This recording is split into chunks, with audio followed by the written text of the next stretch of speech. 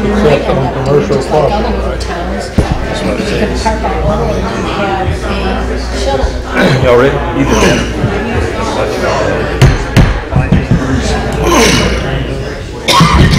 Let us come to order. Today is Tuesday, September the 6th. We're at the Civic Center for the pre-agenda workshop. Please call the roll. Mr. McLaughlin. Here. Ms. Albrecht. Here. Mayor Bailey. Here. Mr. Wallace. Here. Mr. Putnell. Here. Before we get into our agenda this evening, we have a very special presentation. Chief Kelly, would you please front and center? Mel? I'd like to tell y'all something about Anthony Kelly. He was born in Colchester, England on September 14th, 1963, which makes him younger than most of us. He's married to Catherine Lynn Kelly for 32 years. They do not have any children. He was educated at Eastern Wayne High School in Goldsboro, North Carolina, the University of Mississippi, Southern Regional Public Safety Institute, the National Counter-Drug Training Academy, the Public Agency Training Council, the Harrison County Sheriff's Department Corrections Division, the Mississippi Office of Highway Safety, and the Institute of Police Technology and Management. Obviously, this is a well-learned and well-versed officer. In his law enforcement career, in 1985, in the United States Air Force, he was assigned to the 3380 Security Police Squadron, Keesler Air Force Base in Biloxi, Mississippi. In 85, the Biloxi Police Department Reserve Division assigned to work with the crime unit. Then in 93, the Harrison County Sheriff's Department in Corrections Division, Criminal Patrol Division, Marine and Dive Recovery Division, DUI Enforcement Division. Then in 2009, the D'Iberville Police Department, annexed from Harrison County Sheriff's Department, Criminal Patrol, DUI Enforcement Division, Marine and Dive Recovery Division. Even with all of this experience, I'd like to tell you something about him from just last year. Anthony Kelly was named the Florida Police Officer of the Year. He received commendations all the way up through the governor's office as well as President Barack Obama.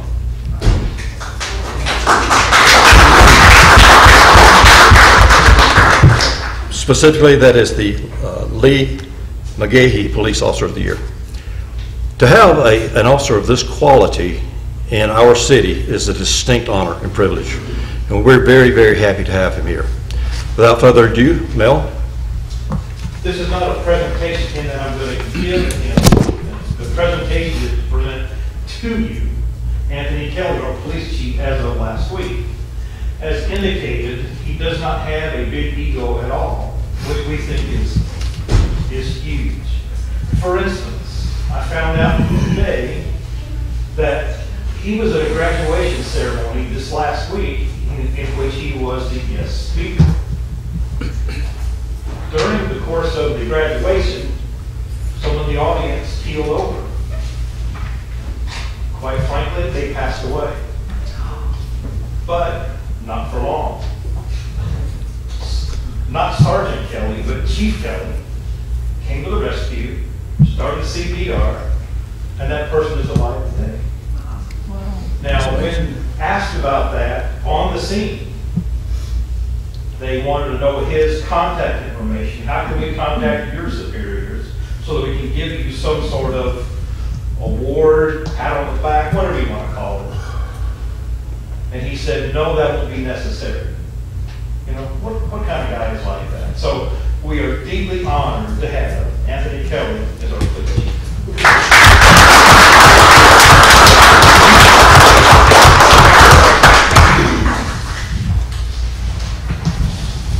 Okay, the first person on our agenda is Mr. Lee Caddy.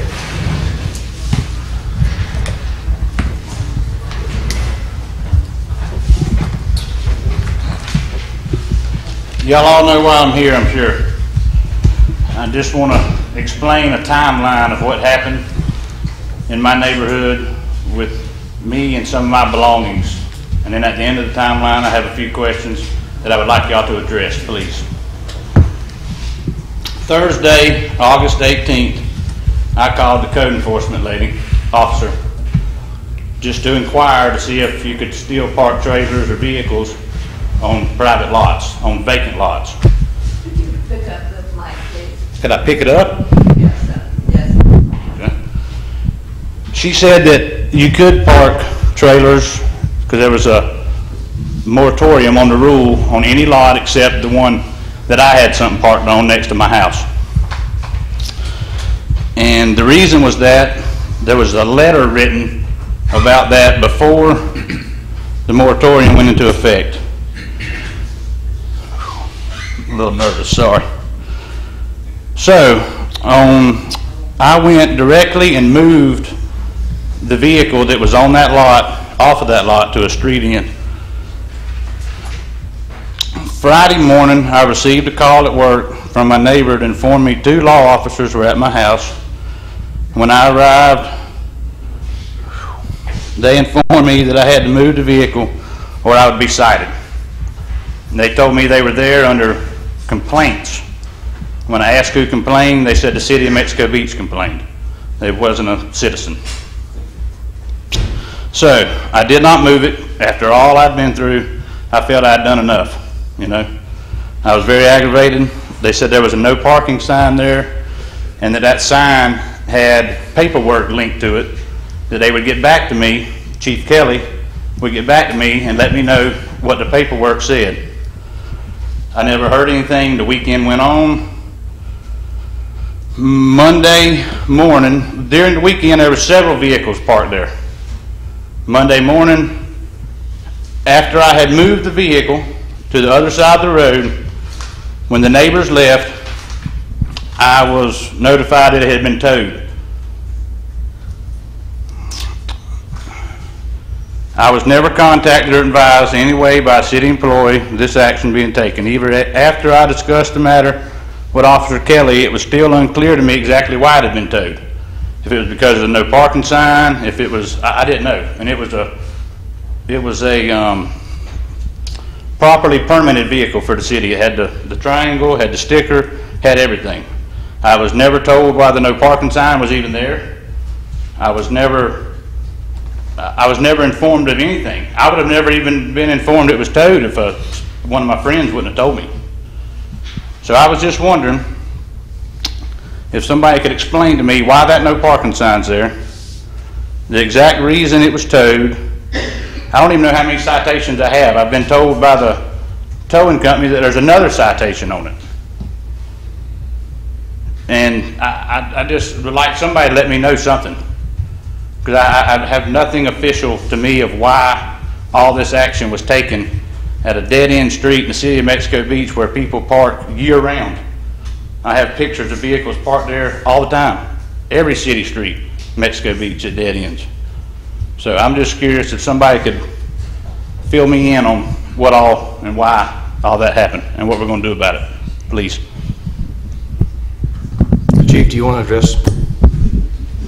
The citation was issued after you and I had a conversation about moving your vehicle, and you had informed me that you were not going to move the vehicle. So we went ahead and had the vehicle cited. It wasn't a uniform traffic citation. It was a code enforcement violation. Mm-hmm. You acknowledged the citation was on there. I did furnish you the pictures of where it was parked adjacent to a no parking sign, which you also acknowledged. You and I had a conversation after our first encounter out there. Mm-hmm. And I came to your place of business and we spoke again. Mm-hmm. When you asked for the vehicle to be returned and you asked for copies of the citation or photos, to which I did furnish to you. No, I never got, I'm sorry, go ahead. And in addition to the statement that you made a few moments ago as far as other citations, the officer in question has written 225 citations, to include vast majority of those are on dead-end streets since her tenure of being here, and 100 boat ramp violations, also code enforcement. So it's not that you're being singled out, she's just enforcing the job to which I've asked her to do. Well, there's no other city streets that are dead ends that have no parking signs on them in my neighborhood.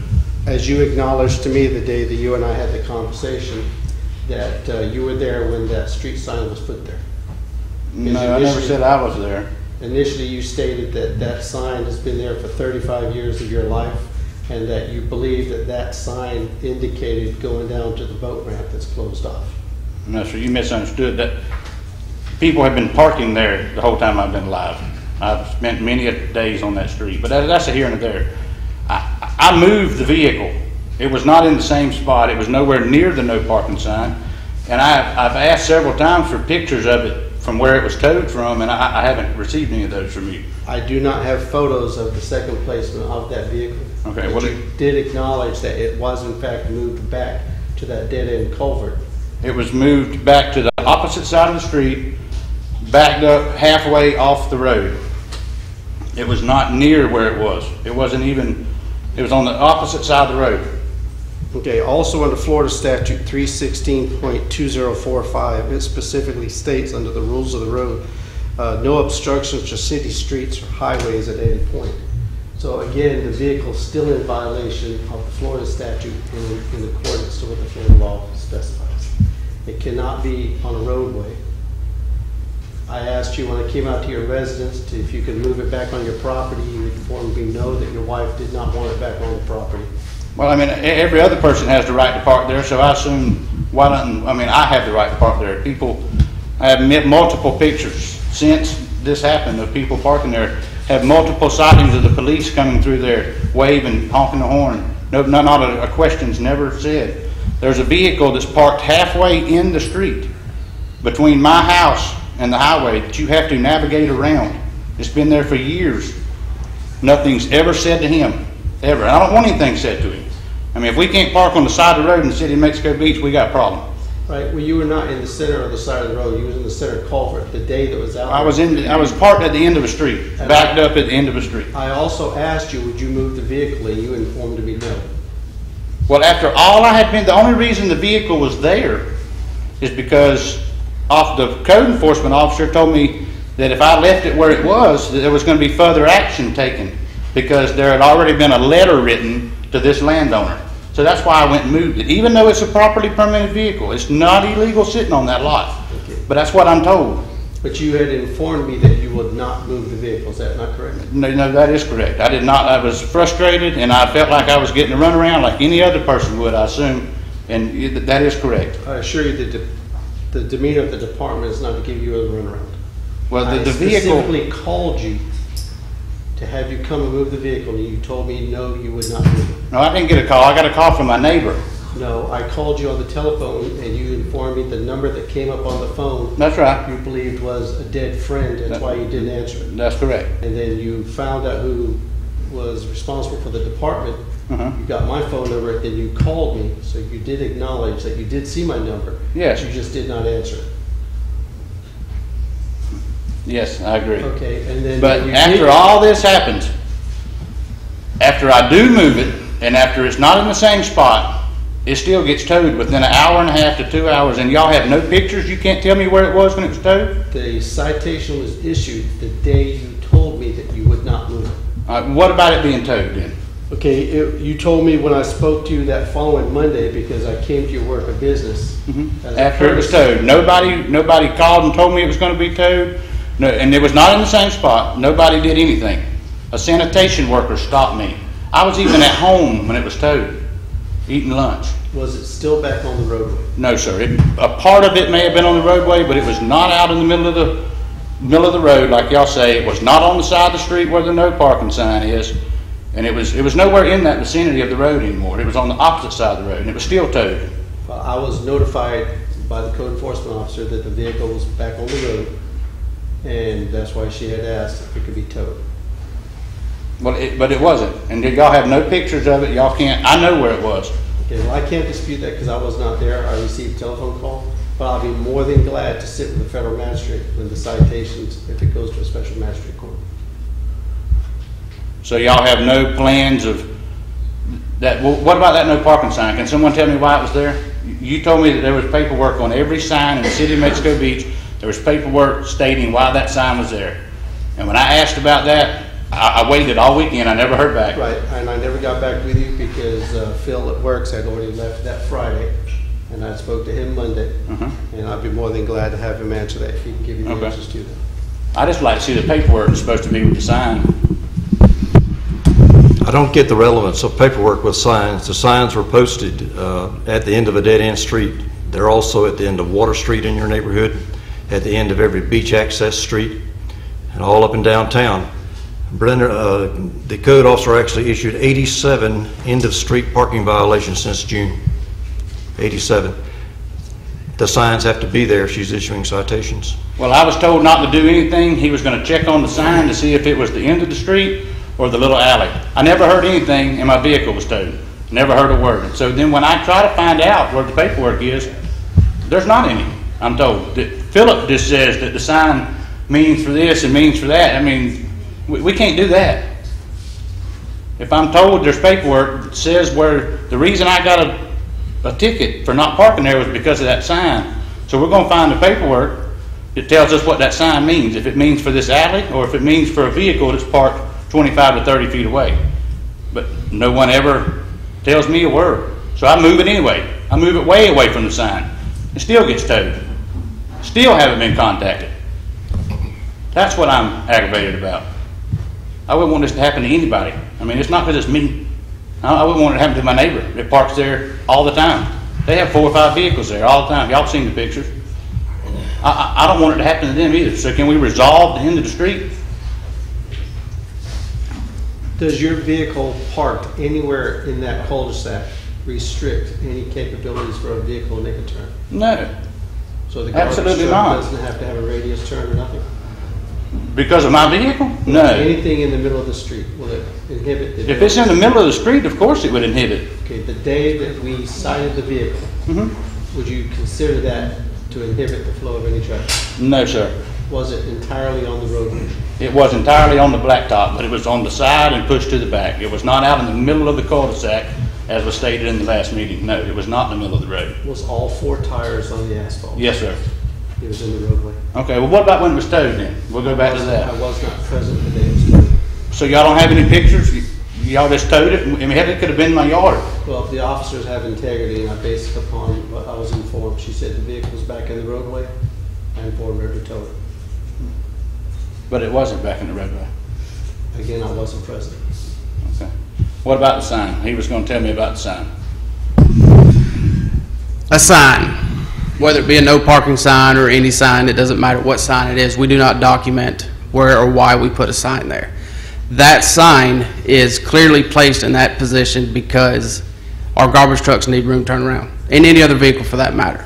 Anything placed within inside that cul-de-sac makes it hard for anything to turn around. You and I had a discussion a while back where I informed you if the sanitation guys need to make a 96-point turn, then that's what they need to do before they put a tire on anybody's property.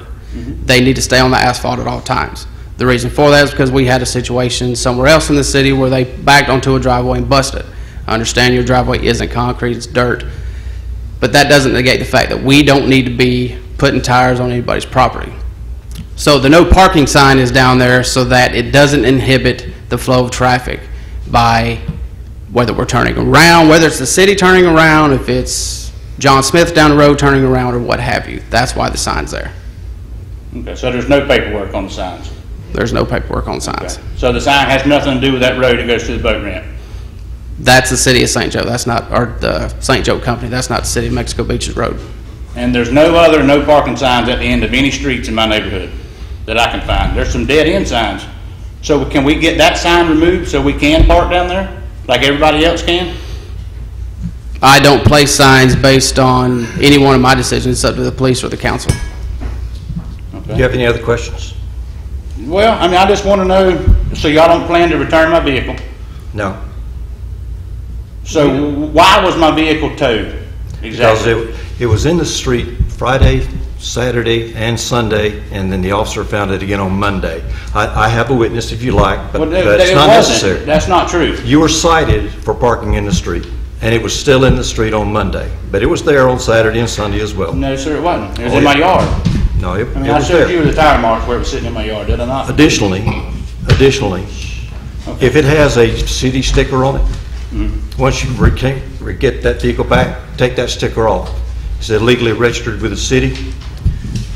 And in addition to that, it's an ATV. The state statute says you may not ride an ATV on any public street. It's an ATV? ATV. What classifies it as an ATV? Definitions right here. 3-wheeler, 4-wheeler, Navi tires, designed for off-road use. The statute is very clear and comprehensive. It's a side-by-side recreational vehicle, just like a golf cart with knobby tires. You're welcome to, I brought this for you, you can see. And all the council people, they're okay with this? This is the decision we're gonna make? All right, I appreciate it. Okay. Thank you for your time. Next item on the list is LDR amendment for trailers. It came up 2 years ago, and we started talking about vehicles that are specifically trailers parked in various places around the city. I bring your attention especially to the city council directing 2 of our charter boat captains not to park their boats overnight beside the convenience store located at 37th Street. That's when it started. It went from there to right at the end of Mayor Cathy's time in office, where he brought up an issue of a residential property being used by a commercial company to operate their business out of a residential lot. And from there we went to talking about food trailers, an illegally parked semi-trailer beside Gulf Foods, and this and that and the other. So it brought, all these things brought parking of trailers to our attention. In our last workshop, the council talked about this. What the LDR currently says is that no vacant lot may contain any trailer. It's not the intended use. And that is found in the exceptions clause where it says no trailer or RV may be parked on a vacant lot, a lot not intended for that use. The council talked about this and we worked it out in our last thing, and we brought some language back that you see on the screen. The sentence that says nobody can do that is the sentence that says delete this sentence. This does not include trailers and recreational vehicles. And what we are proposing to change in the LDR is simply to allow owners of vacant lots to park 2 of their vehicles, a vehicle being defined as a truck, trailer, car, RV, boat, whatever, on their own property, up to 2. It is further being recommended that we allow for up to 2 personal vehicles to be parked on their friend's lot, free of charge. If the owner charges them rent, then that is a violation. That turns it into a commercial operation then, and that's a clear violation of other parts of the LDR. So what we have said, you must have written permission from the owner prior to placing a vehicle on that lot. In A and B, as you see, we specifically prohibit commercial vehicles on any zoning classification other than, in D, you will see. In C, we also provide another provision that any vehicle parked on the vacant lot must be serviceable, operational, and registered if required. So, in other words, no junk. In D, commercial vehicles can be stored only on general commercial property. Zoning classifications, general commercial. The Space Place is general commercial. There's a commercial area right there beside Cathy's Hardware Store, right adjacent to this building. That is general commercial property. And notice there's no restriction on how many vehicles can be parked on commercial property, because that is an intended use of commercial property. Okay, having given you an introduction of this, Council, you've had an opportunity to look at this draft, change the LDR. Do you have comments? Got a couple. Okay, go ahead. I didn't know if we started one in. No, that's all right. Okay. Took a look at it, and one of the things that hit me and so forth, I didn't see it, but in the paragraph D, we're talking about commercial vehicles. Just a question, I wonder if we need to put a description of the commercial vehicle, what we call a commercial vehicle, up in the areas where we have definitions. I don't think there's a definition of commercial vehicle, just for clarity. I don't know. I'll throw that out. You don't think the comment in D satisfies that? Well, I ran across a situation today, a letter was sent to me on another item, where there was a statement in a clause that seemed self-evident of reading it. It self-described what was going on.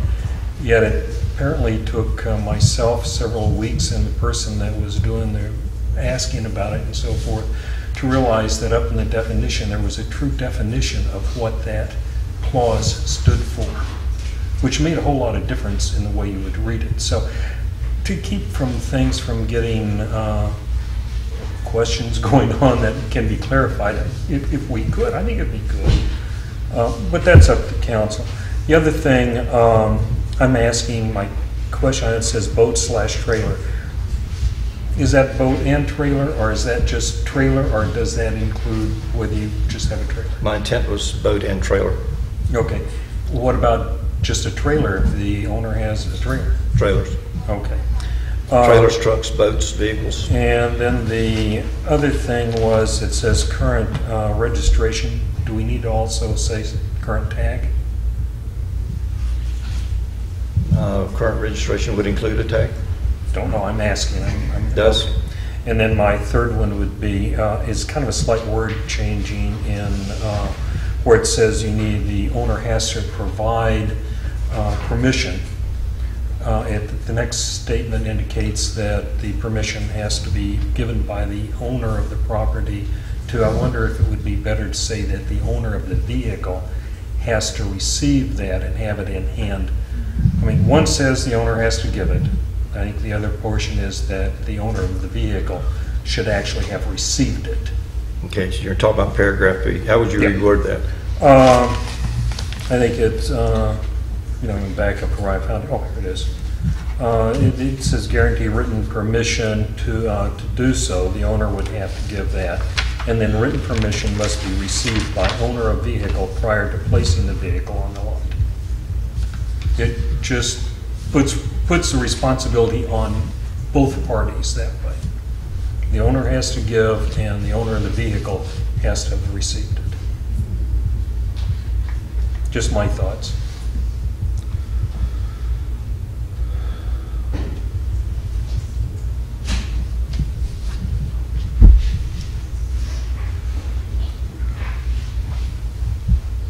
Other comments? I'm reading it, and okay. It could go either way for me. Mm-hmm. Right. I was under the understanding that maximum 2 would be allowed on a lot. Right. However, if you read A and you read B, it could be 4. And I'll be truthful. I read this and knowing what we talked about it, and then somebody brought it to my attention, well, it sounds like you can have 4, because in A it says, owners of vacant lots may store up to 2 personal vehicles. Okay. And then B, it says, owners of vacant lots may allow free storage for up to 2. So I think we need to indicate that maximum of 2 personal, 2 vehicles on lot can either be 2 of your own, 2 of your friends, or 1 of one. Well, we can accomplish that by just taking out the words up to, may store 2. And cross out the word personal, because they could do it. I think we let's need look to at A first. Okay, Owners of vacant lots may store up to 2 personal vehicles on their lot. right. Okay. We can change up to 1 or 2. That's personal Okay, vehicles okay. that belong to them. And then what would you do with B? Same thing. No, because They then may it could... store it 1 was- or 2. But if you did A, 1 or 2, so I have a lot and I have 2 vehicles, I can put it on there. And then owners of vacant lots may allow free storage for up to 1 or 2. So then I say to Bill, come on, bring your stuff over. You still can do Well, just 4. say you So can why don't allow- we just say Two. Oh, I see what you're saying. Allow a total of two, period. Right, maximum Take of 2 personal out. vehicles, either 2 personal, Right. 2 friends, or 1 of each. You don't And even we need- don't even have to go into that little detail, just maximum You don't even of have to 2. have personal in there. No, maximum of 2 vehicles on their lots. We can get rid of B then. I mean, we can get rid of, They say different things, A and B. right, well, the second part of B. We could get rid of the first line of B. So owners of vacant lots may store up to 2, and get rid of personal, vehicles on their lots. If we wanted to be more specific, we could say, I see what you're saying, just you have one paragraph period, right, and then whether get it's rid of theirs that. or somebody else's. And then get rid of that first line of B. Okay, the difference though is the permission requirements. That's Wait, why I wait, was keep that broken one. into 2 paragraphs. Oh, yeah, that's fine.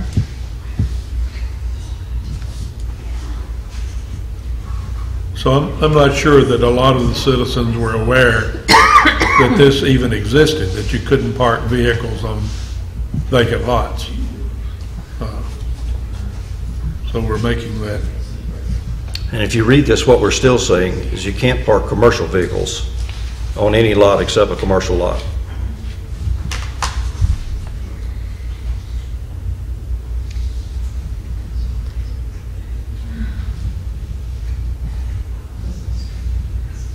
Maybe that first sentence of B could say, if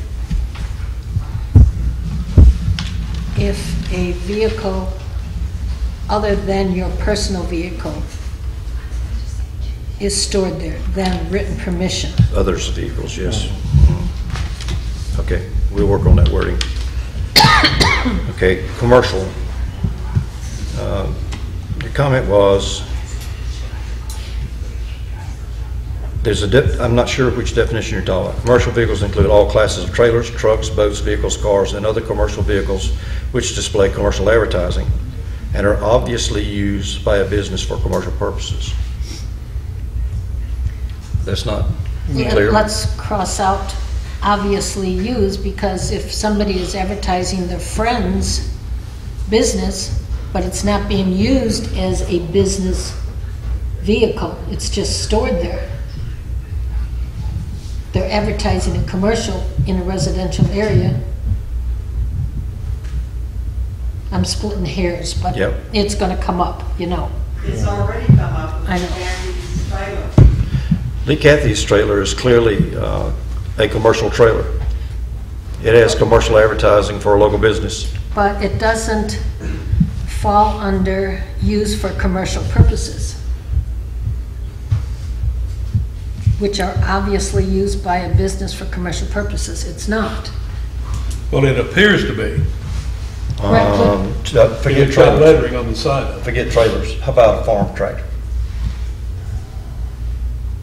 Since we don't have farming in Mexico Beach, it's got to be used for commercial purposes.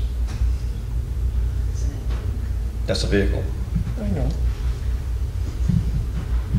However, I think small farm tractor, I know of one sitting here that the guy uses to mow things around. I don't know if he has a business though. Now, I do know of one that's a business and it's parked in a residential neighborhood. Yeah. And that's not that's what we're talking about. Right. We don't want commercial entities Right. in residential neighborhoods. But it does not have advertising. No. Yeah. But it's clearly It used is for clearly, something yeah. beside home use. Okay. That's what I was trying to, Yeah. that's the thought I'm looking at. A high lift.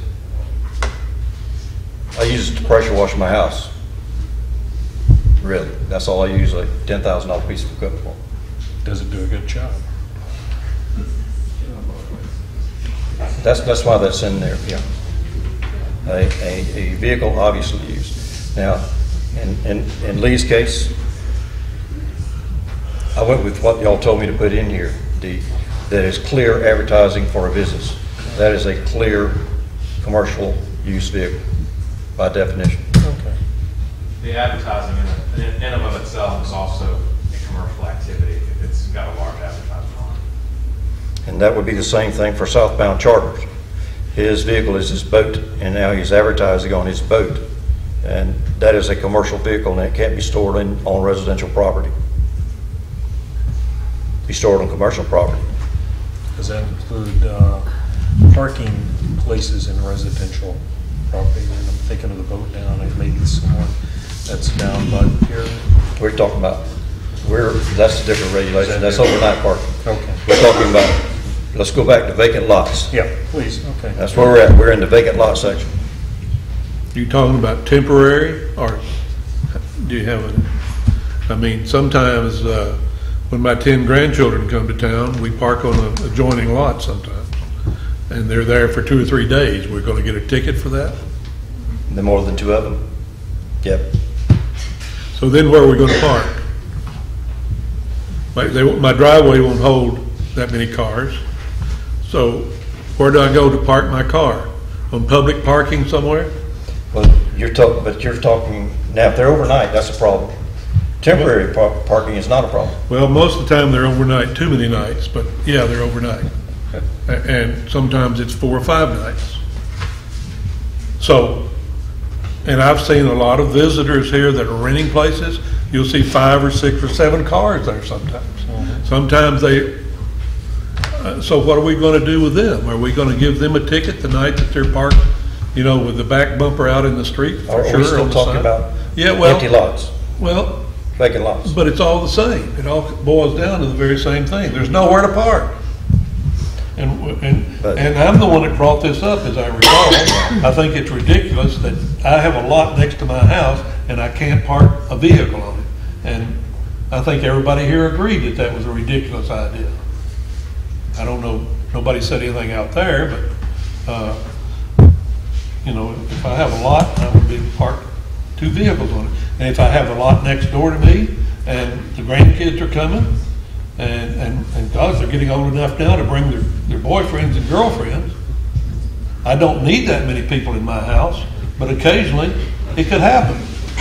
And I'm going to be 100 years old one of these days, and they're going to all come to, and we're going to have cars parked everywhere.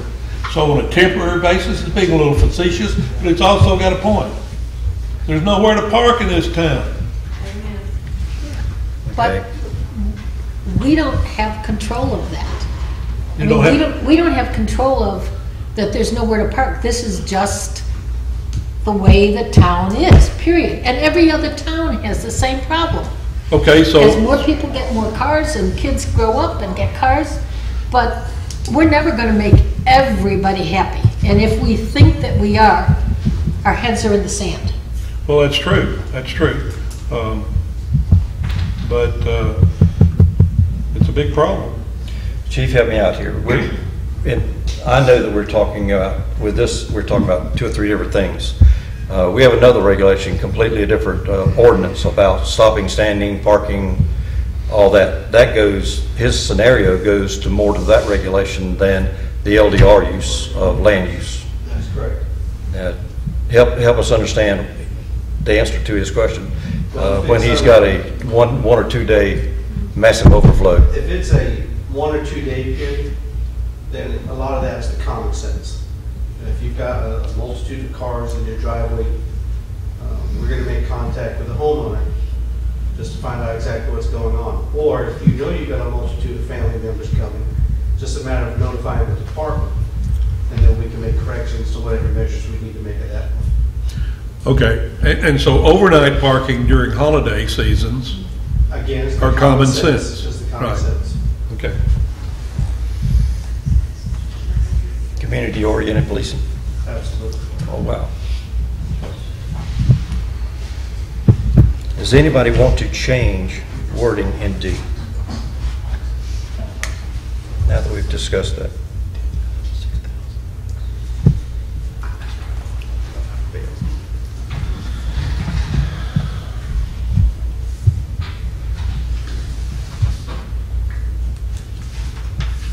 No, if it's a commercial lot, they can have their commercial vehicles or any other vehicle there, They can park whatever they want to. It's as commercial. long as it's commercial.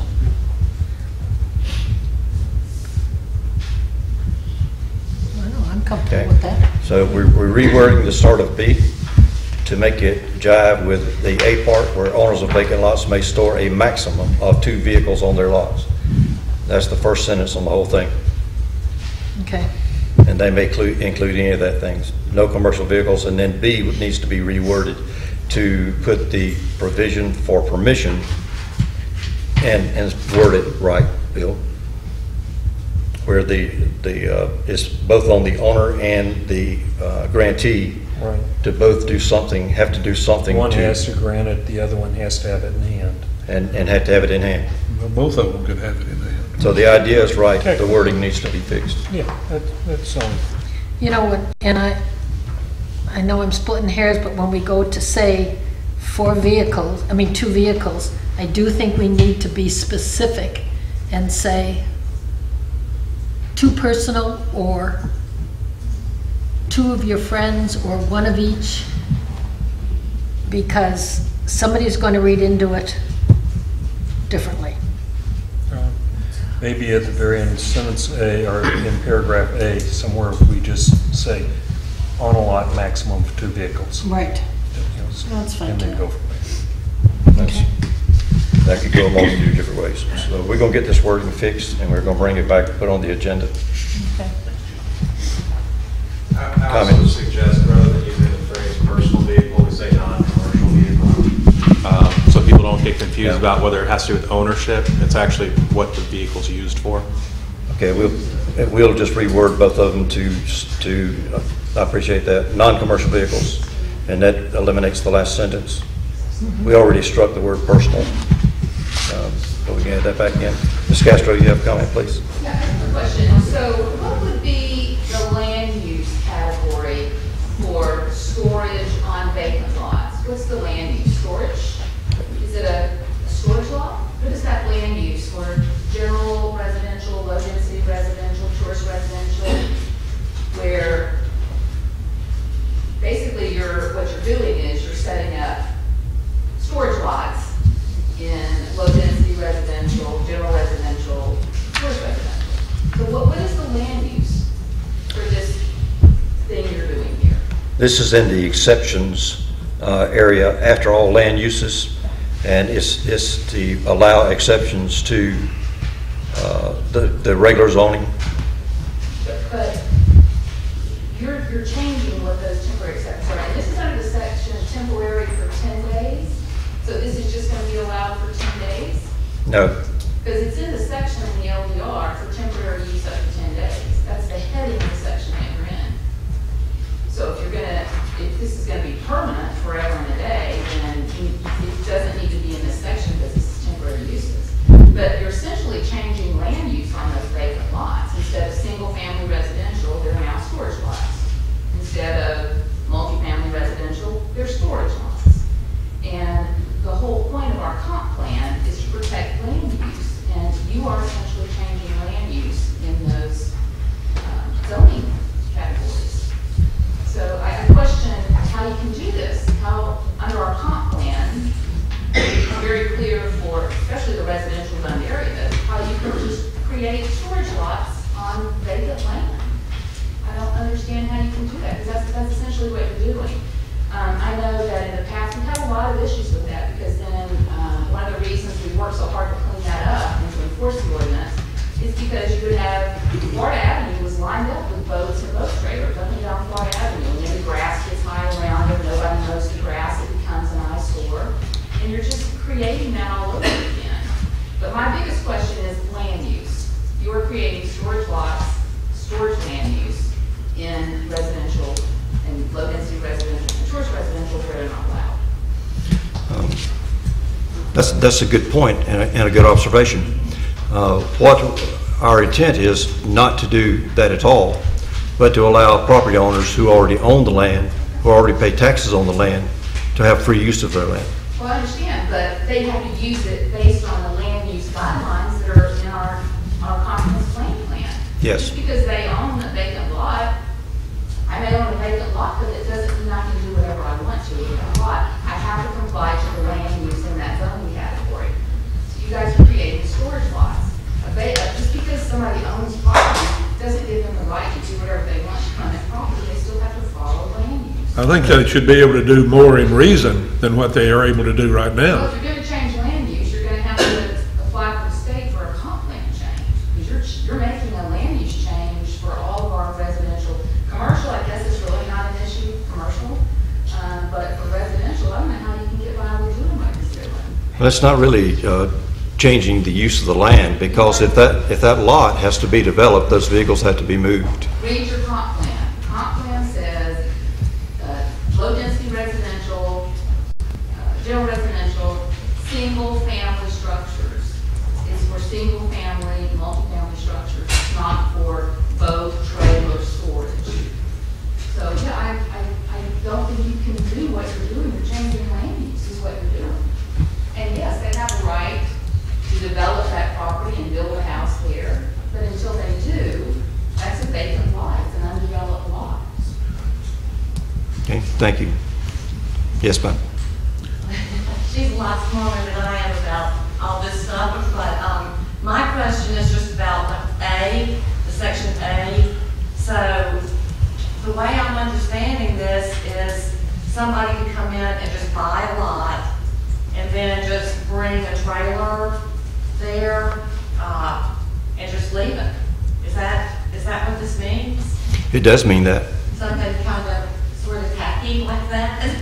I mean, I'm sorry, Yeah. I hope I'm not offending anybody, but you would hope that if somebody wants to live here and buy a lot here, that they would, Yeah. build a house. See, not all of us necessarily agree with the way this is written. And I think now's as good a time for me to say that it's not. I don't necessarily agree that if you have a vacant lot anywhere in town, that you should be able to bring a trailer and park it on there, or even let your buddy do it. My belief is that if I own 2 lots adjoining, that I should be able to do that. It is right next to where I live, it is next to my house, I own both lots, I'm paying taxes on both lots. That's completely different than what you just said. And I'm afraid of that. I'm personally afraid of that too. It's not that I don't think that owner who owns that lot doesn't have rights, but it's kind of like throwing it off on somebody else if they buy 1 lot and we let them park 2 vehicles there. So I'm not necessarily in favor of that, but I was in a minority opinion on that. I'm not talking about a boat trailer, just to be clear. I'm talking about like a recreational thing that you have to have a truck to back up and, An RV. trailer hitch, and you Yeah. hitch it up and you ride away with it. It's kind of what I was talking about. Yeah. And that's what's on there, right? Yeah, RVs aren't allowed. But I just Yes. wanted to comment about what you said, Mayor, if I may. You said that really you want to do this for adjacent, people who have a vacant lot adjacent To their property. a residential structure. I don't have a concern with that, because what they can do today is they can go to Bay County, have it replatted, park their boat trailer there today. That's exactly right. So there's an answer today for those. If that's your concern, but I was told you wrote this.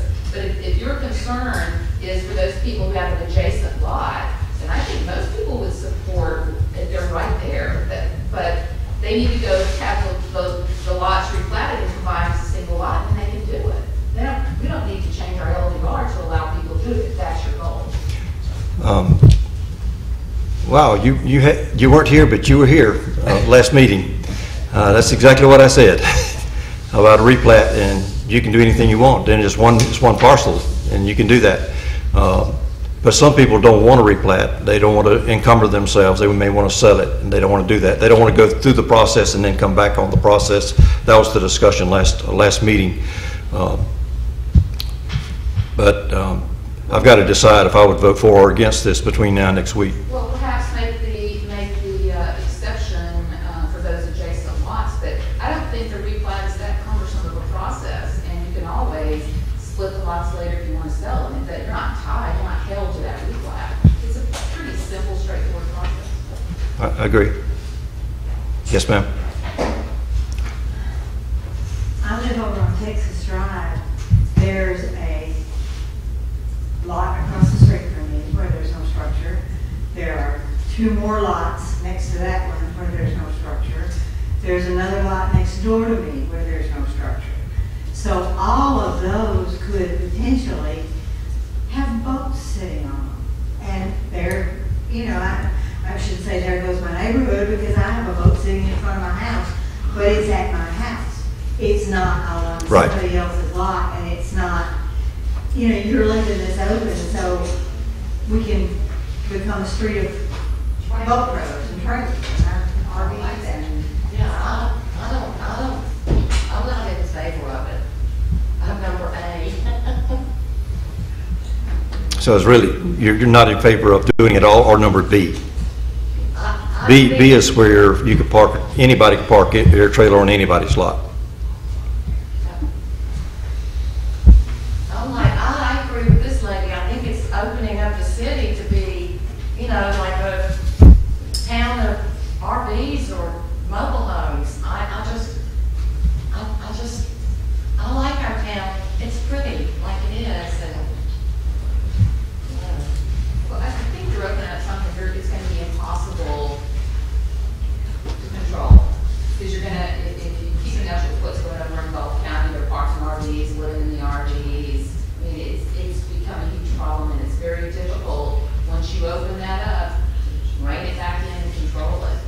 And, you know, I've never lived anywhere, ever, where you can just let people come in and park RVs and trailers and everything on vacant lots in a residential neighborhood. I mean, it's unheard of. But you are changing land use. Okay. Yes, yes, Can I ma'am. ask why we even decided to change this land use? I'm sorry? Can I ask why we decided or even started this to change the land use? The conversation, as I said earlier, is kind of an osmosis over the last 2 years, talking about specific violations and how those violations are affecting people. The conversation evolved to, well, wait a minute, maybe this is not what we really intended in our LDR, or maybe it is. But all the people that are getting cited and are receiving the complaints are the people who are violating our current ordinance. Okay, and the council, that's what we talked about. Is this really what we want or not, or should homeowners, taxpayers be allowed to use their lots for temporary storage of RVs or boat trailers, whatever? As y'all recall, folks that have been coming to the council for a while, I put up like 30 photographs. I drove up and down every street, and I photographed at least 30 violations of the ordinance in one day. And I presented those, and they're available at City Hall to look at them. There's everything from lawn maintenance equipment to RVs to lots and lots of boat trailers to, in one case, there were like 4 boats sitting on the ground. That nearly constitutes a junkyard. There's just all kind of different things. But we'd be happy to share those pictures with anybody who'd like to see them. So it is an issue all around town. The question is, do we change the ODR to allow at least some of it, or do we prohibit all of it as we should have done in the past, and allow no one to park anywhere? And that brings us back to the age-old question: then where do I park? Personally, I would love to see another facility like the Space Place opened up on adjacent lands around town to solve the problem. That's what I would prefer to see. I'm just afraid that if we don't watch it, we're going to end up like all the problems County had. I agree with Ms. Castro too. There was a lot on Florida that habitually had 5 or 6 boat trailers on it, and everybody complained all the time. We run them all off, and 2 weeks later they'd all come back. And that was close to 6th Street, I think. But we finally got all that cleaned up. And so what I just heard you say, Mayor, is that because you had 87 citations or whatever, or you saw 30 violations, let's just change the ordinance and allow it, because they're violating it anyway. So why don't we just give up the ordinance, eliminate the ordinance about dogs on the beach because they're violating it, eliminate the ordinance for glass on the beach because people are violating it. If you don't change ordinances that are intended to protect property values for the surrounding owners and the quality of life for surrounding owners, because people are violating those ordinances. And that shouldn't be, I keep hearing you say we've been working on this for 2 years. We did not work on that for 2 years. We were issuing citations and cleaning up the ordinance violations for 2 years. And we never had any discussion about repealing this or changing this. But it's in the, you've got it in the temporary section for up to 10 days. So If I said we've been working on it 2 years, I misspoke. It's just been an issue that's come up several times over the last 2 years. Okay, so we're going to work on the wording of this. We're going to bring it back again. Okay. And we'll rewrite this as early as tomorrow and send it back, and you can hack on it again. Please consider all the citizens' comments when you do. The next item on the agenda is the pay scale and job classifications. City Clerk. All right, in your packet, you'll see 2 sets of pay scales and job classifications. The first set have green tops, the second set have red tops. Green, of course, means go, red means stop, so the green is the new, the red is the old. The major changes, first one's going to be sanitation worker, was a classification of 105. We have changed it to a 108 to give them a starting wage of $12.74. Instead of the old starting rate of $11.16, which also caused heavy equipment operator, which is a sanitation driver, to change from a 107 to a 109. And then there are 2 new positions on there that you don't have now, and that is police corporal and police sergeant. We have those positions, we just didn't have pay scales for them. So after lots of discussion with Chief Kelly and Mel, the police officer starting rate will be a 110, which is $14.02. Upon completion of your training, everything done, you will move to a corporal pay, which is $15. And then whoever is the sergeant at the time has a starting rate at $15.87. There's Say that again about the corporals. Are you saying that all officers who are currently classified as police officers will now be classified as corporals? I'm sorry? once released from a probationary period and training. Whoa, Adrian, slow down. I can't hear you. Once released from a probationary period and training. They will become corporals instead of the bottom rank of police officer. Correct. So we're not going to have police officers who work a certain number of time, a certain amount of time before they become the next rank? I mean, It would be a year with additional training, the field training program.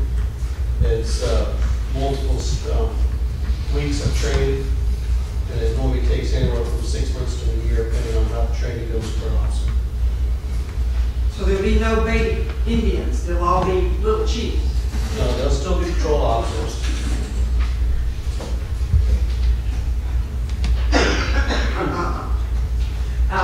Is this budgeted?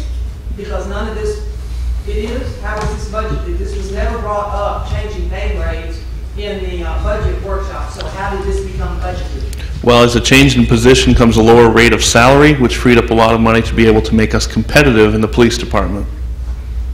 That didn't answer the question. When was this budgeted? It's been budgeted. We're not going to exceed budget. I'll come talk to you because this doesn't make any sense. Our previous police chief made significantly more money than our new police chief, which frees up a lot of money in the police budget. Almost, I think, $7 per hour. Patrolman 2, by any other name, would be a corporal. It's the same thing. On your sheet, you also won't see a police reserve. There will be a police reserve. I just noticed as I was getting ready to do this tonight that it's not on here. That'll be $12.20. That is your part-time fill-in.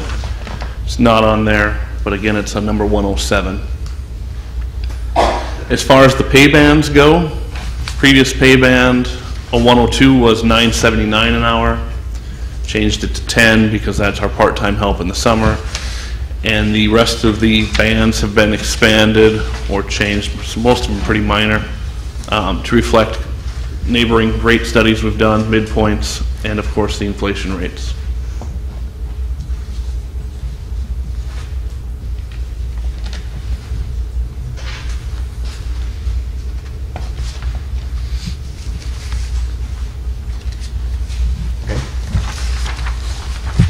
No questions? Almost everything is the restructuring of the police department and the sanitation department. And that's from the budget talk when we changed the sanitation rates.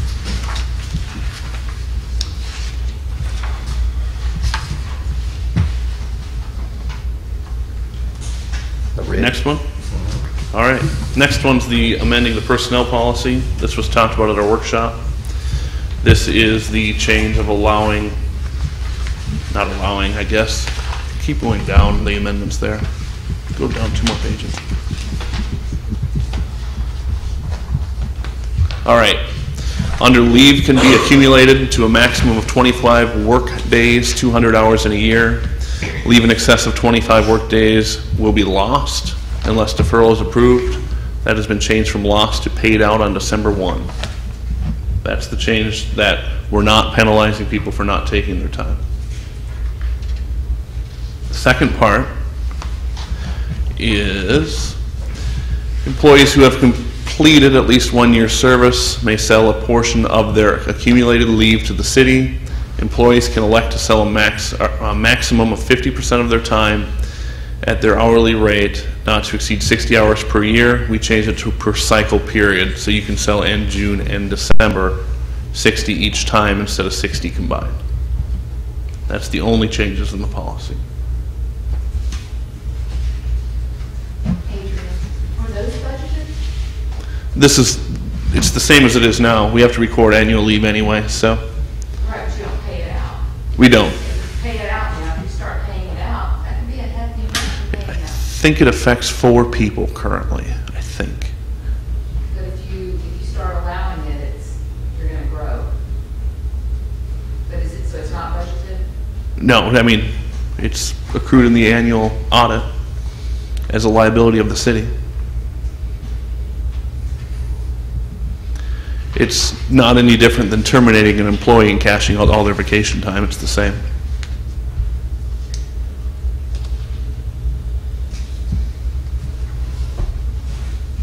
I've already talked about this with him. I know what he's talking about. Like I said, we're talking about the foremost senior employees basically in the city who are dedicated to their jobs. They're one man deep in 2 cases, and they just keep working. I really don't think it's fair to punish them for doing a good job and keep working. That's my opinion. Questions? Questions for? I have a comment. Adrian, the way I read this, it confused me. The line that says leave can be accumulated to a maximum of 25 work days, parentheses 200 hours in a year. I think we've got that covered in the earning table above there. It threw me off. Does that sentence still serve a purpose if you've already got a maximum of 25 work days per year for your most senior employees? It's accumulated, so I've only been here for 3 years. I can accumulate multiple years up to 200. So it's totally different than that table. That table is how much you get in a year based on your years of service.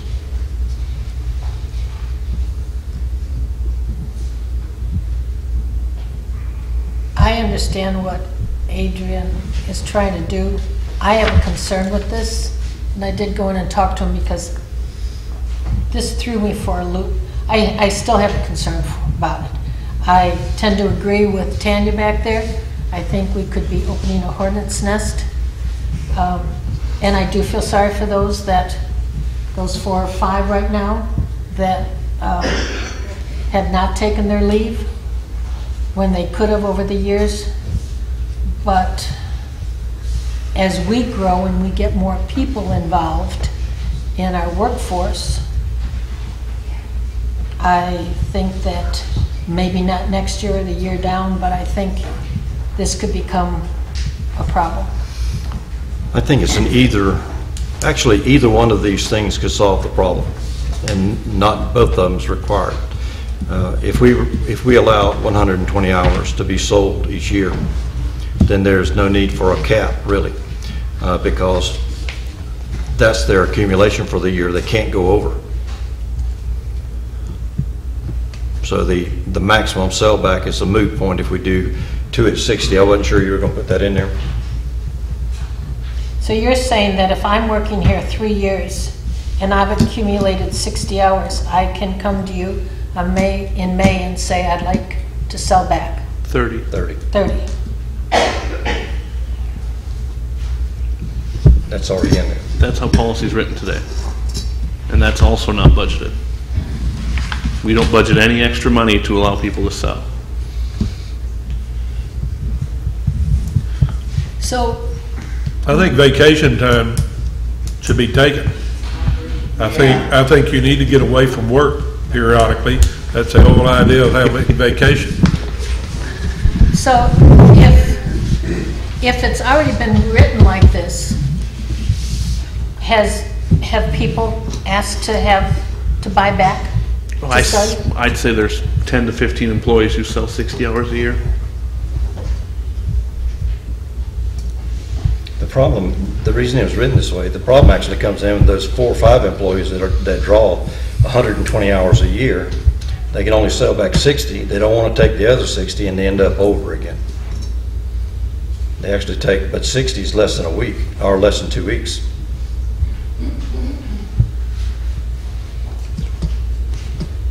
I mean, which 2 weeks would you like the building clerk to take off, for example?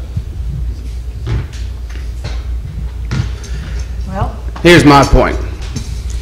Now, when somebody wants to take vacation, everybody wants to take vacation in the summertime, which is the worst time for us as a city trying to do a job to take vacation.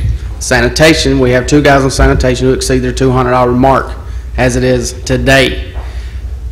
Like what was it, 2 weeks ago? Yeah, 2 weeks ago at our last meeting, I gave an example of one of our guys, he's exceeded over his 200 hours. I called him into my office and said, look, you got to take some time off. You're going to use it or you're going to lose it. You know, as much as I hate to say it. And he point blank told me, he said, well, then I guess I'll have to lose it because I'm not taking off any time, because all it's going to do is put those guys in a bind because we don't have enough people to back them up. If somebody takes off for sanitation, then we have to pull other people from other departments. I understand everybody at the city would love to take vacation. Would love to. I would love to take a vacation. It just doesn't work out that way. The whole discussion for this 2 weeks ago was to not punish the employee for not taking off vacation. And I feel as though maybe we're going backwards. I don't know if I feel personally that if we force them to use it or lose it, you're putting us in a bind and you're putting them in a bind. So if people take vacations, then we're going to have extra people to take their place. And so we're going to have more overtime, or we're going to have more people on the staff. We're going to have more people on the staff. You take one away from the equation, you got to pull somewhere else, which is going to have that department fall behind. We run into it all the time. How do other cities do it? They have people.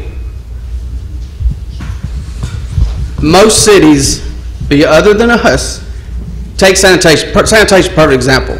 Who does their own sanitation? Who does their own trash other than us? I can't think of one off the top of my head. We have 6 people in sanitation to do the job. That's 2 pickups a week during the summertime. And we all know that, y'all have seen the numbers in the monthly reports, that we pick up a lot of garbage. 6 people running, we'd like to run 3 trucks, but that's schematics. I'm not going to get into all that. The fact is we only have 6 folks on sanitation. One guy takes a vacation, whether it be a sick day, whether it be a personal day, doesn't matter. He's not there, we have to pull somebody off. That's no different than forcing them to take a day off or forcing them to lose that time.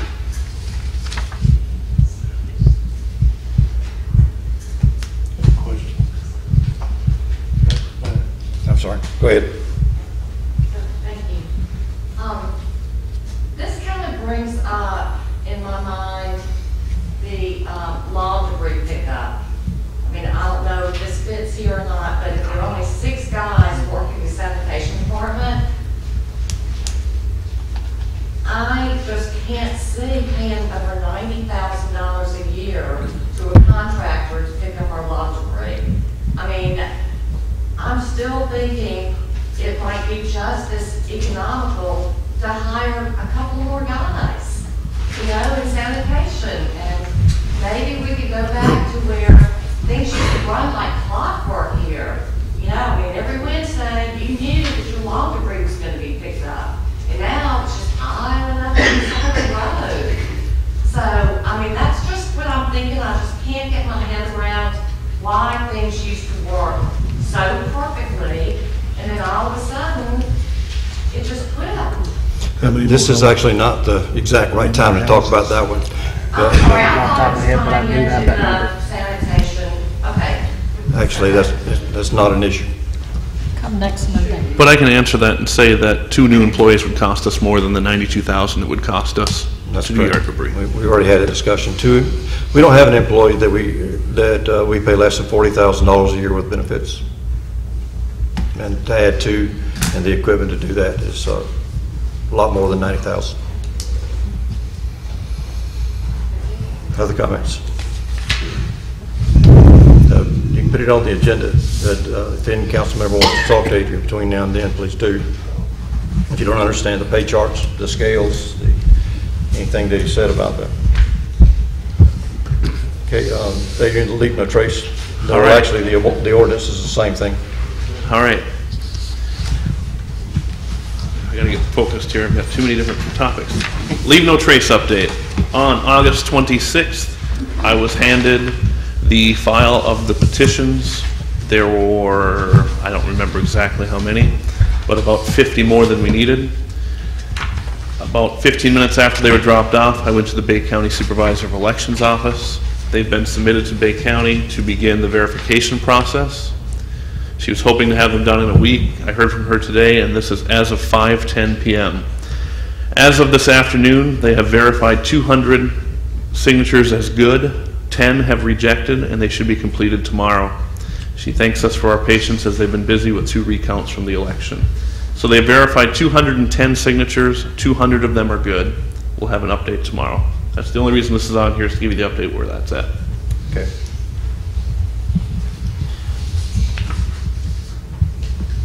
Questions, comments? Okay, next item on the agenda is the Bay League of Cities appointment from the City Council. Miss Blackburn was your Bay Yep. County. She vacated her spot. Is there a nomination for this post or a volunteer? I thought Bill was going to volunteer. I'll volunteer. Bill's volunteered. Any objection? No, I second that. Congratulations, Bill. 8 a.m. Saturday morning. Yep. Don't tell him later. Move to 10. He deserves it. He deserves it. He volunteered to be up here. Yeah, that's right.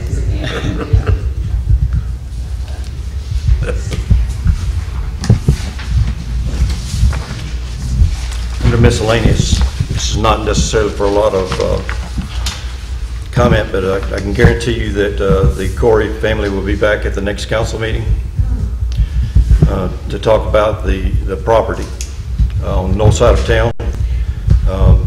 You have a draft ordinance that the city attorney has provided for us. You need to decide what your position is on this issue.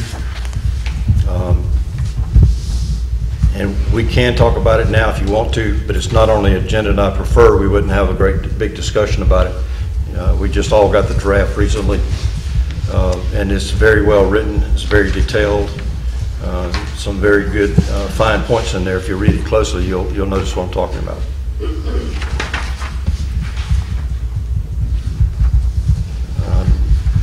The only other thing I have on miscellaneous is that my bear, Bob, is back.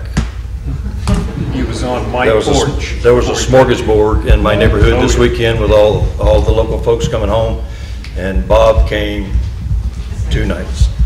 He came up to visit us on our porch. He went by Bill's house on the way to my house. He was in my neighbor's tree, and the bear-proof container across the road was no match for Bob. He picked up a 50-pound can and carried it across the street and ate it in the other neighbor's yard. I love the bears, I do. Other miscellaneous, please. Yes, sir, real quick, can I just make a point? If you have a bear problem, please call the police department or FWC. Public Works cannot do anything about it.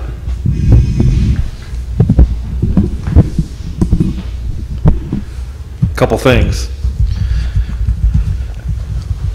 We had some attendees at a meeting this afternoon, which was Mark, Chief Kelly, and myself, to talk with the Bay County EOC people concerning the Alert Bay software program that's been made available from the state of Florida.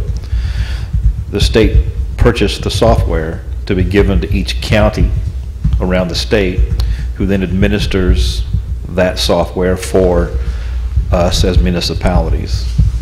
It will require not a memorandum of understanding, but at least something signed, they said today, probably by the city managers, that signs on to this particular program, which gives us permission to use it.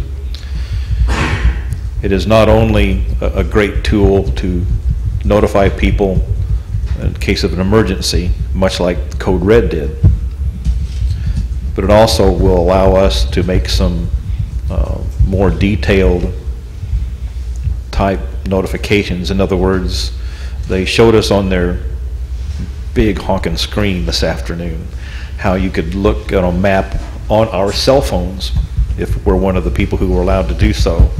And if we had, let's say, a boil water order, we could look at our phone and actually draw a circle around the notification area, and people who had signed up for this app on their smartphones would get notifications, you know, by you know, not just text or email or a phone call or a cell phone call. The user will be able to pick what form of communication they wish to have with this application. The great thing about it all, the state paid for it. It won't cost us a thing. So that is coming down the pike. They're now trying to figure out a convenient time to roll this out. And believe it or not, when we had Code Red, we're the only community in Bay County who had such an app. And they said that today, that we were the only one. And because of that, they're allowing us to move, shall we say, to the front of the line. Because we've got something now, we've probably got data to transfer and stuff. They did say that a lot of the addresses and things in Code Red probably would not transfer over, but they're looking at things and seeing what they can do. Will this also include weather alerts this time, or not? It will. Okay. And the last thing is the emergency preparedness. As I indicated to you folks in the weekly report, I just want to let the audience know that the great thing about a hurricane is you got time to prepare. It's not like your tornado out of the blue like we had up north. It's not like your blizzards that knocks in your house or anything. But you have time to prepare. And I'm very proud of the manner in which our city employees performed during this particular exercise. The good news of it all is that Hurricane Hermine did not directly hit us, as at one time was said on the Weather Channel. Fact is, my daughter freaked when she was watching it and said Mexico Beach. I can't tell you how much my wife freaked, but that's another matter. That's my problem, not yours. So we had people here all evening on that Thursday. We had some employees who actually spent the night. Once it became apparent that it was going to just blow by and not make a major problem, then most of the employees went home. But two of them stayed behind all night, and I will not mention their names because they would probably hit me sitting next to them. But that's the kind of dedication our city employees have.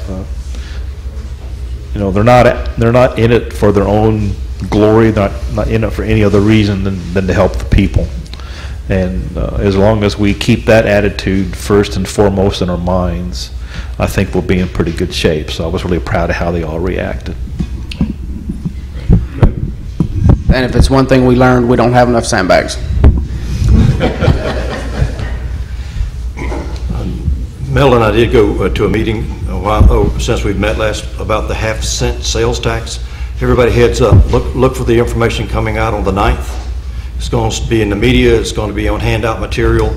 It's the Bay County special local option tax. It's a half-cent for 10 years. So by all means, read about that and know about that. Nick, do you have anything? I do not. Adrian?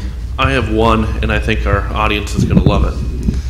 We have requested quotes for the sound system in here to get microphones where everyone can be heard and everything works better. Also have requested quotes to live stream our videos online directly, live as they're happening, and putting them in an archive so that I do not need to spend the day uploading them with constant emails from people who want them done yesterday. So we have the quote back on the sound system, not on the video yet, and we will be coming with those soon. Brace yourselves. It's more expensive than I thought, but that's just a heads up. Okay, any other miscellaneous from the citizens? Yes, ma'am. Yeah, I'd like to know about the code enforcement. We have a house on our street that does not have grass. They just have weeds that are about that high. And does the code enforcement person drive through the neighborhoods and cite these homes that are not being kept? Or Yes. does that not even matter? No, I have the answer to your question. Last week, there were several letters sent out, 10 about overgrown lots specifically. We're in a transition phase, and our code enforcement officer, we've pulled our 2 code officers that have both work code back into the police department, and we're using what we can to get by. We have an advertisement going out for a civilian code enforcement officer. Okay, it's not going to be in the police department. It's going to be under the city manager. Something's going to be done, you think? 'Cause this house is constantly like this. Yes, ma'am. We'll go and look at all that. There's a bunch of them out there. Brenda, you have an answer there? Can I ask what the property address is, or what street you live on? Water Drive. Water Drive. We've got a lot of stuff out there. Anything else? I'm not going to forget. This is the first time, Adrian. Let's review the agenda. All right. Of course, it's the usual all the way through. Denny Dingman's going to be here. He has the awarding of the bids for the CDBG grant. So he'll be here, first item up under our appearances. Dewberry will be here. There will be a first reading of Ordinance 644, which is the personnel policy changes. There will be a second reading of Ordinance 643, which is sanitation, and 636, which is the floodplain. Will we have the LDR changes ready for a first reading? So that'll be under first reading. I'm going to make a comment on that. Because we'd be changing the allowable uses on different zoning categories, we'd actually want to do 2 noticed hearings on that, and we require 7 days notice, so won't be next week. I don't believe we can do it. I'll put it on the agenda for later. Okay. Under other business will be the pay scale and job classifications. We can remove number 2 because Mr. McLaughlin volunteered. And then we will award the CDBG grant bids. And then it'll be the department reports. And I think that's everything. We need to add what we spoke about last meeting, which was the sewer connection. Ooh. And other than that, reminder to the public of a budget public hearing next Monday, 6 p.m. We probably need to put this on there, do we not? Adrian, did you say 6? Yes. The last comments I received from the Corys, they weren't necessarily expecting it to be on. I thought if you wanted it on, we would have discussed it tonight. I think it's okay to wait until a later meeting. Okay. That's fine. Anything else? I have a question about Ordinance 636. And I talked to Mel this morning about that. I think they're looking at what was put out. I think there's some confusion about what we should be doing with that. I sent the information to Mel. I copied some of you. But I don't know if Mel, if you have an answer on that, or I just want to make sure that you guys clearly understand what you're doing before you adopt the ordinance on floodplain management, because we just had an issue recently that I know you guys are aware of, where the guy was told he didn't have development permit, first of all, so he should have cleared the lot, but even if he had cleared it with a development order, he was told that because he was in flood zone A, he had to raise his lot, the base flood elevation, to 3 feet above the ground of the road, and it's in an email. It's documented. And he did do that without a permit, but he did it. And of course, it cost thousands of dollars worth of damage to our property. We had a river flooding through our property. We called the city on Monday because we had a little bit of rain over the weekend, and we realized what was going on. The city did nothing on Monday, nothing on Monday. knowing that all those heavy rains were coming, and so we were flooded on Tuesday. So you guys need to really understand that, because you're gonna affect a lot of properties in our town if you don't really understand it. It's not the crown of the road as I read it, it's the, when you read the definition of the base flood elevation, it's the property on the developed property adjacent to structural walls. It's not the surrounding properties, it's not the crown of the road, it's the highest adjacent grade elevation of that. So there's been a lot of misinformation, a lot of information being told to property owners what they need to do. We've got 2 A flood zones right behind us, and one has already been cleared, one's getting ready to develop. And if you guys don't have it right, you're going to impact a lot of people. I know last week Judy had water all in the back under her shed from that lot. So that lot is still a problem. And I asked Mel today, I'd like to know what was done on that, if they were given a cease and desist, or what happened on that particular issue as well.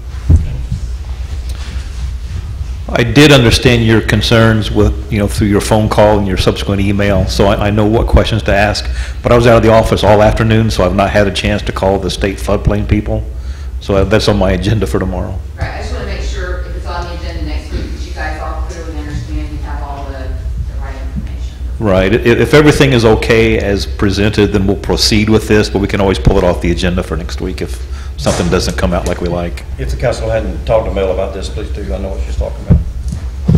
All right. Okay. All right. Miscellaneous? Motion to adjourn. No, Nope. I've got one little thing. Okay. Parker Park. We are coming down to the end of creating it, and we will have completion in a few months. Have we even begun to talk about the plaque? Because we talked about putting a plaque up for the parkers to designate this park so that when people go by, they'll know why it's called Parker Park. Have we even started thinking about what we're to design it, what we're going to say, et cetera, et cetera?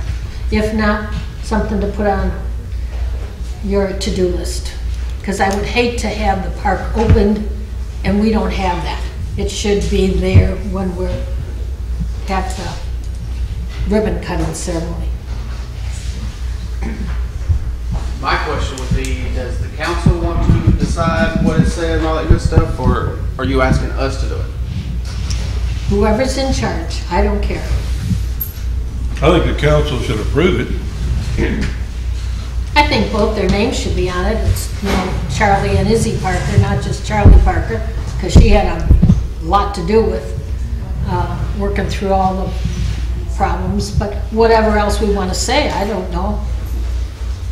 Jeff, you've done this many times, I'm sure, haven't you? A few times. Yeah, so I'm sure he has some good ideas of what's good and what isn't good. I think we're trying in the long run to have a big sign that something could be attached to that at the time. But I agree with you, when it's opened up, we need to have something there. It may not be the end product, but should be something that is going to look good in the meanwhile. We don't really need to go too much further. This is not on the agenda. Right, well, you said this is miscellaneous. Yeah. So this is my miscellaneous. It's kind of an announcement type thing. All right. Just to keep thinking about it, don't put it on the back burner. All right. Motion to adjourn. Adjourn. So moved. Second. You rushed me. Okay.